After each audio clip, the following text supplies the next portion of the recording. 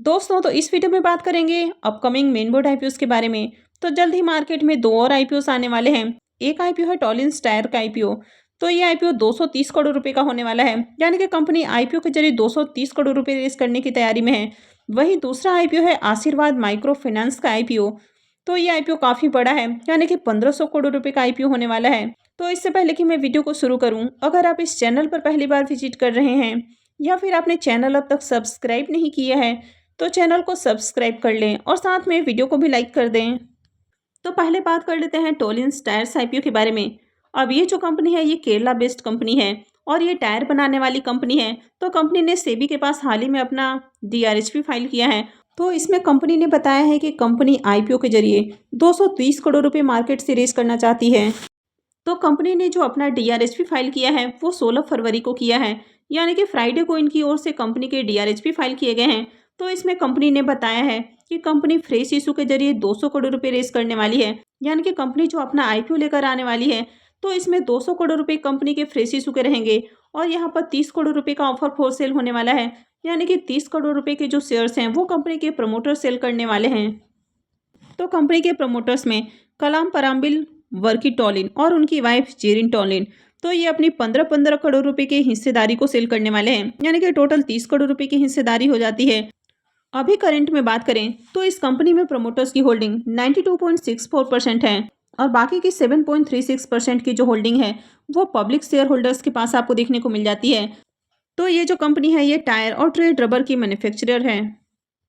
तो कंपनी ने यहाँ पर बताया है कि कंपनी आरएचपी फाइल करने से पहले, यानी कि आईपीओ से पहले, कंपनी प्री ओपन प्लेसमेंट के जरिए भी फंड रेज करने वाली है। तो कंपनी यहाँ पर प्री आईपीओ प्लेसमेंट के जरिए 25 करोड़ रुपए रेज करने वाली है। तो ये जो कंपनी देखने को मिलती है ये टॉलिन फैमिली ग्रुप की कंपनी देखने को मिलती है।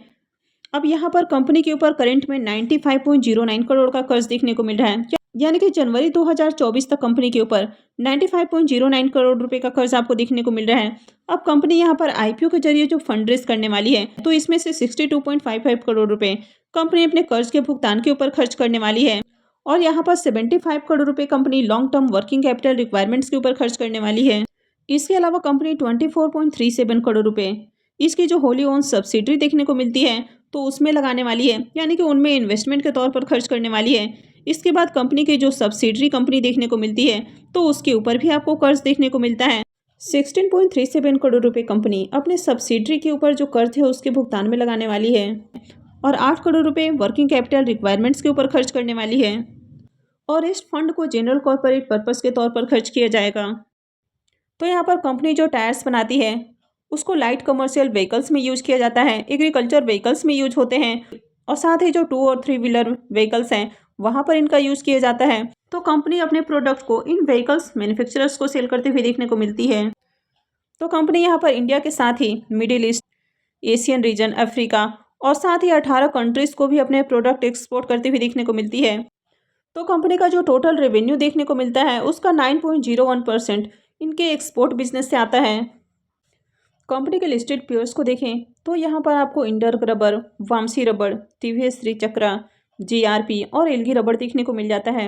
अगर कंपनी के नेट प्रॉफिट को देखें तो फाइनेंशियल 2023 में कंपनी का जो स्टैंडअलोन नेट प्रॉफिट है वो 4.99 करोड़ देखने को मिला है, जबकि पिछले साल इसका प्रॉफिट 0.63 करोड़ था।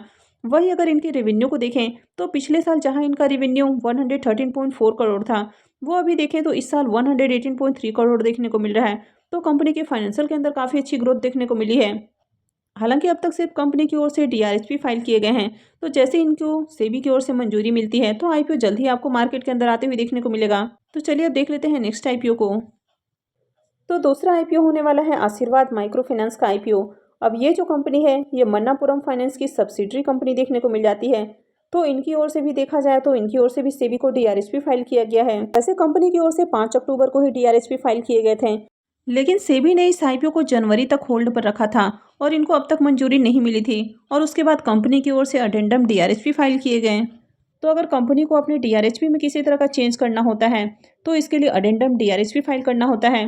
अब यहाँ पर बताया गया है कि आईपीओ का जो साइज है वो 1500 करोड़ रुपए का होने वाला है, यानी कि काफ़ी बड़ा आईपीओ रहेगा और फेस वैल्यू इसका 10 रुपये पर शेयर होने वाला है। तो ये जो आशीर्वाद माइक्रो फाइनेंस कंपनी है ये 2008 में इस्टेब्लिश की गई थी और इसके जो फाउंडर हैं वो एसपी राजा वैद्यनाथन देखने को मिलते हैं। और मन्नापुरम ने इस कंपनी को फरवरी 2015 में 48.63 करोड़ रुपए में बाई किया है। तो अभी इस कंपनी में यानी कि आशीर्वाद माइक्रो फाइनेंस में मन्नापुरम की जो होल्डिंग है वो आपको 95% देखने को मिलती है। हालांकि पहले कंपनी में 71% की हिस्सेदारी खरीदी गई थी, लेकिन फिर बाद में इसको बढ़ाकर 95 की गई।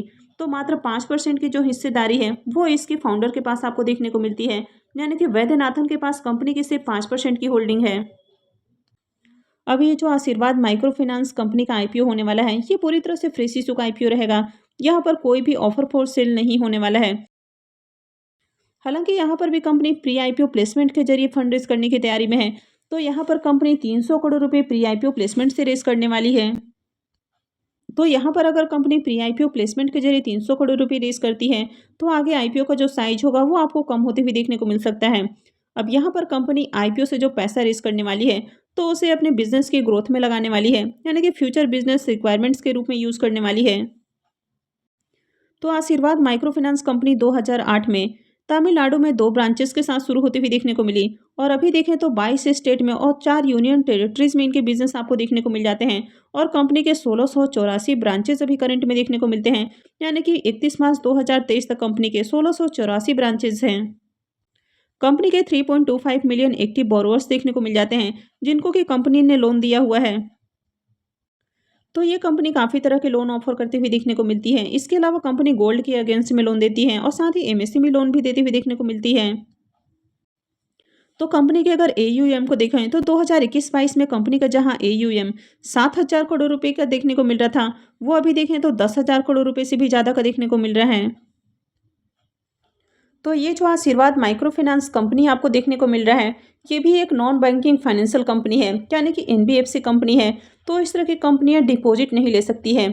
हालांकि ये कंपनियां लोन देने का काम करती है तो कंपनी अलग अलग तरह के लोन देती हुई देखने को मिलती है, लेकिन इनका जो काम है वो बैंकों से अलग देखने को मिलता है। तो इनका जो बिजनेस है वो आपको बजाज फाइनेंस के समान देखने को मिलता है, यानी कि बजाज फाइनेंस के भी अगर बिजनेस को देखें तो व्हीकल्स के लिए लोन देती है, होम लोन देती है और भी काफ़ी डिफरेंट डिफरेंट तरह के लोन देती हुई देखने को मिलती है।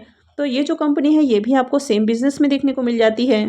तो JM financial, Kotak Mahindra capital company, Nomura financial advisory and security private limited, SBI capital markets ये इसके लीड मैनेजर होने वाले हैं। तो जैसे इनको भी सेबी की ओर से मंजूरी मिलती है आईपीओ आपको मार्केट में आते हुए देखने को मिलेगा। तो आगे इनसे जुड़ी हुई किसी भी तरह की अपडेट आती है तो मैं भी आपको अपडेट कर दूंगी। तो इसके लिए आप चैनल से जुड़े रहें और चैनल को सब्सक्राइब करके रखें। और अगर आपने वीडियो को अब तक लाइक नहीं किया है तो वीडियो को भी लाइक कर दें। और वीडियो को अंत तक देखने के लिए आप सबका बहुत बहुत धन्यवाद।